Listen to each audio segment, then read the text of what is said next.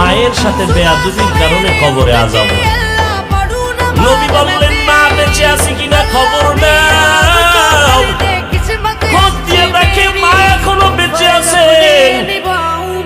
বলে মাকে ডেকে আনো, মাকে খবর দিয়ে নিয়ে আসা হলো। নবীজি নিজে বললেন রে আব্বাজান, আপনার যুবক ছেলে মরে গেছে। বলে হ্যাঁ, এই আপনার ছেলের কবর। আমি আখিরি নবী, আল্লাহ আমাকে দেখাইছেন কবরের মধ্যে আযাব হয়, না জানি আপনার সাথে কোনো বেয়াদবি করেছে, আপনি দয়া করে মাফ করে দেন। এবার মা চোখের পানি ছেড়ে কান্না করে বলে নবীজি, আমি মরিয়া গেল এই সন্তানের ক্ষমা দিতে পারবো না। আমারে যেই কষ্ট দিছে আমি কখনো তারে মাফ দিব না। নবী তো দয়ার নবী, মা সন্তানের কি পরিমাণ মোহাব্বত করেন, এর থেকে আরো বেশি মায়া করে।